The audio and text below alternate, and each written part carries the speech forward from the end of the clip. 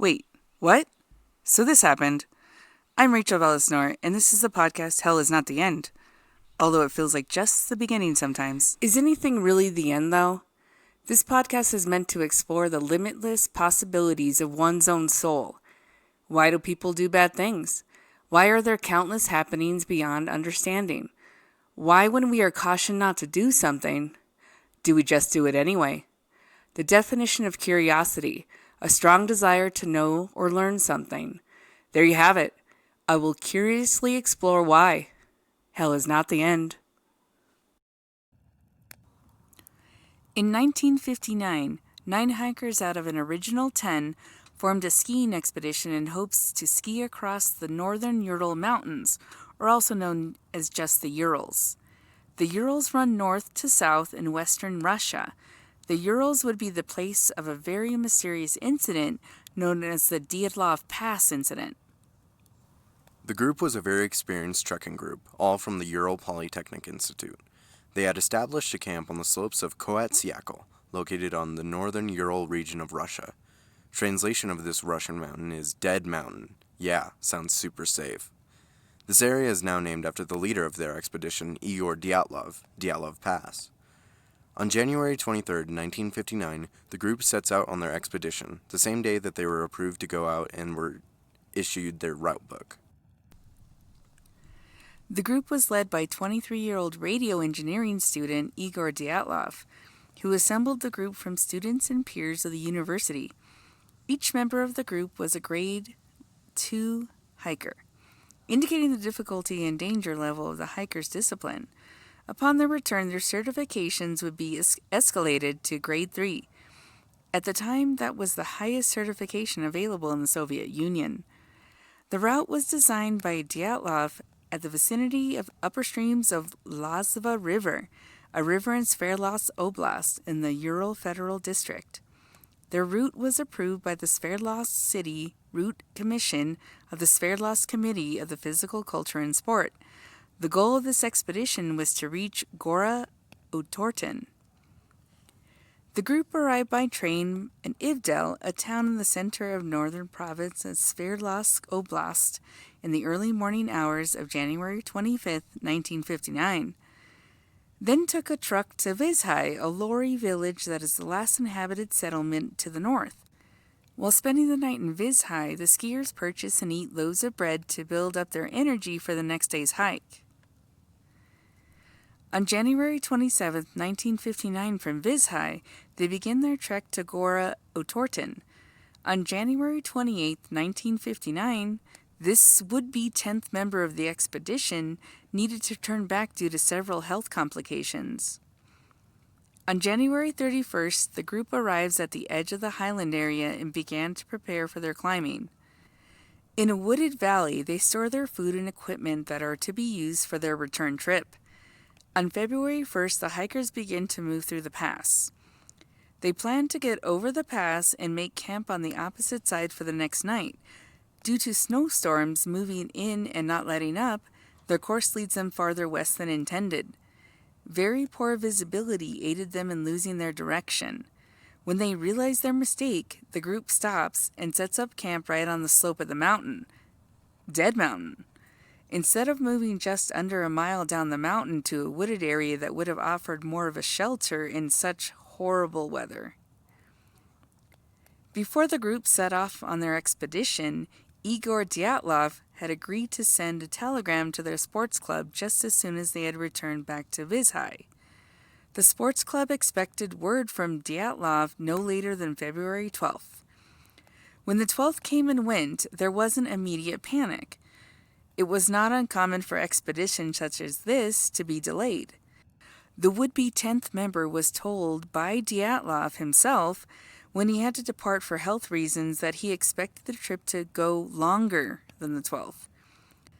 By the time February 20th came around, family members and the head of the Ural Polytechnic Institute insist that rescue efforts begin. Students and teachers volunteer, as well as the Soviet Union police and army, with planes and helicopters later joining the efforts. On February 26, the search efforts find what appears to be an abandoned campsite and badly damaged tent on Dead Mountain. The campsite did not make any sense to the search party. The tent was half torn down and covered with snow. It was empty of any group members, but all their belongings along with their shoes were all left behind. Investigators state that the tent had been cut open from the inside. 9 sets of footprints can be followed leading down towards the end of the nearby woods, onto the opposite side of the pass. The footprints presented some may have been wearing only socks or a single shoe or were barefoot. After 500 meters, the tracks are covered in snow. Under a large pine tree at the forest edge, the searchers find visible signs of a fire. Here they find the bodies of 2 members of the group, shoeless and only in their underwear. Branches of the pine tree were broken roughly 16 feet above the ground, indicating that someone had climbed the pine tree, possibly to figure out where they were, where the camp was, and the rest of the group was. Between the pine and the camp, 3 more bodies were found, probably attempting to return to the camp, investigators stating their bodies seemed to be posed, that they were returning to the camp, as they were separate but traveling the same direction. Finding the remaining 4 group members would take more than another 2 months. Their bodies were located on May 4th under 13 feet of snow in a ravine, 246 feet away from the pine tree. 3 of the 4 group members were dressed better than the others. There were signs that indicated those who died would have gotten the clothes from the ones that had died first. One was wearing burnt pants that belonged to one of the others, and her foot and shin was wrapped in a torn jacket. A legal inquest started immediately after finding the first 5 bodies. The medical examiner would find no physical trauma on the bodies that would indicate a reason for their deaths. It was concluded they had died of hypothermia. One of the bodies had a crack in his skull, but this was not believed to be a contributing factor in his death. However, the 4 bodies found in May steers an investigation in another direction. 3 out of 4 bodies had obvious fatal injuries. One of the bodies had severe skull injuries, and 2 out of the 4 bodies had major chest injuries. According to one of the examiners, for these bodies to have suffered such damage, the force must have been excessive, comparable to a car crash. Noting that none of the bodies had external injuries that would implicate bone fractures, but instead is suggesting that they had been subjected to a very high level of pressure. All 4 bodies found in the ravine at the bottom of a creek in a running stream of water, under that 13 feet of snow, all had soft tissue damage to their heads and faces. One body was missing a tongue, eyes or part of their lips, missing facial tissue, and a fragment of skull bone. One body was missing both eyeballs, and another body missing his eyebrows. A forensic expert would state that the soft tissue damage happened post-mortem due to the bodies being stuck in the stream. Early speculation that indigenous reindeer herders in the area may have been involved, possibly attacking the group for encroaching on their land. Several people were interrogated, but the nature of their deaths did not support this. Temperatures were very low and the bodies were only partially dressed. One wrapped in clothes that appeared to have been cut off of the other dead bodies. The inquest is officially closed at the end of May 1959. All group members have died of a compelling natural force. The files are sent to a secret archive. In 1997, negatives and journals were revealed from a secret archive from one of the group members' cameras found on the site. The film was donated to the Dyatlov Foundation. The journals would enter Russia's public domain in 2009. On April 12, 2018, one of the bodies with a major chest injury was exhumed, brought on by suspicion of journalists. More than one result was obtained. One report would state that the chest injuries resembled being hit by a car, while the other contested the DNA of the body not matching any of his relatives. Not being sure they had even exhumed the correct member of the group, his name was not even on record as being buried there. Still deciding to reconstruct his face, it matched reports of post-war photographs, although more suspicion by journalists implicated that someone else was living under his name after World War II. Needless to say, any real information gathered would remain inconclusive. In February 2019, an investigation would be reopened by Russian authorities, only looking into natural disasters and nothing criminal, as there were many theories on what actually happened. One theory was that the group waking up in a panic due to an avalanche striking the tent while they were all asleep. The avalanche having covered the entrance of the tent, the group would cut the tent from the inside to escape. This would account for the group being poorly dressed. Only when thinking the danger had passed and trying to return to their tent and campsite, they lost their way in the darkness and froze to death. Seeing as the bodies were scattered and all in different states of undress, it's either at some point the four found in the ravine made it back to the campsite and retrieved some clothes, or they had not been in the tents at the time of the avalanche. But seeing as the last four found were stuck under 13 feet of snow, was it a separate avalanche? The fact that those four were dressed better makes no sense, as it would be assumed they lived longer. Or did they? Enter the Conspiracy Corner.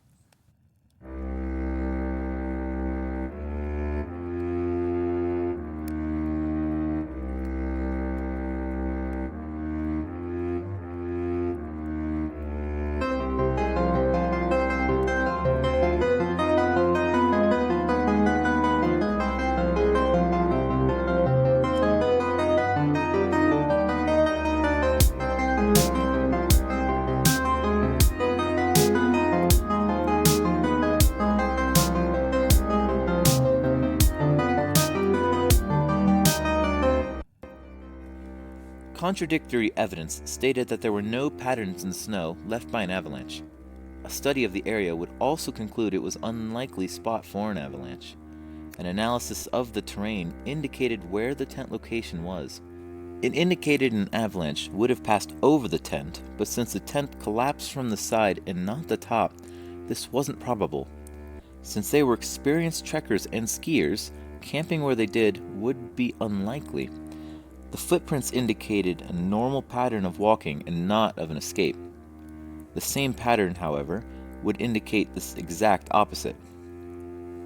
The tent's location wouldn't be set up where it was by an experienced group, void of any type of shelter in a snowstorm. Between 2015 and 2019, investigative committee of the Russian Federation's findings would intensively review the incident from 1959. Strongly concluding an avalanche being the case. One thing that was not considered in 1959 was how harsh the winds could have been. Maybe even a hurricane.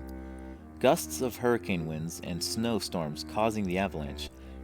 Erecting the tent without natural barriers, heavy snowfall, wind and frost. The tent being dug into the snow base, leaving it vulnerable to sliding fresh snow from the slope, gradually weighing down on the entrance of the tent, leading them to cut the tent from the inside to escape. Instead of the group staying together to get to the edge of the forest border for protection, the group separated, since some of them were better dressed than others. Other theories include katabatic winds, rare winds that can be extremely violent. In 1978, 8 hikers were victims of katabatic winds in Sweden and posed similar conditions to both incidents. Infrasound was another theory. Infrasound is when the wind creates a vortex, and the sound has the capability to cause panic attacks in humans. Perhaps the hikers panicked by the sound and fled by any means necessary, and fled in different directions, not keeping track of each other. Military tests was another. Military parachutes landing on the site, the soldiers stealing their clothes and collapsing their tent. This one seems super far-fetched in this case. I think that as soon as all the files were released, all was up for opinionated scenarios. Since there are no clear facts, the mind always has the tendency to explore what-ifs. Since the original files from the original investigation were suppressed in a secret archive, of course, domestic concealment and cover-ups would be an easy theory to believe. Paradoxical undressing is another. It's where hypothermia sets in and makes the body feel like your body is burning in warmth. Since 6 out of the 9 died from hypothermia, this would explain why they wouldn't be adding any layers.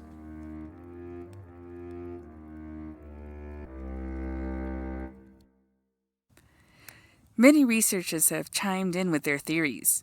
many of them plausible but not sure how factually likely, since no one really knows. Of course, animal attacks could easily be a theory. Many researchers that inspected the land trying to recreate what happened had encountered wildlife. Why not wildlife? I got it. I figured it out. It was a Yeti. Mystery solved. Case closed. I will call him Maury. My hope is that no one has to live in fear. Ever. As always, I will never give up. And read the science. Special thanks to all the reading materials I could get my hands on, internet mostly. Thanks to wikipedia.org. And also, one last note, if I have pronounced anything incorrect in any of my episodes, I apologize. Thanks so much for listening. I am Rachel Velis, and this is the podcast, Hell is Not the End.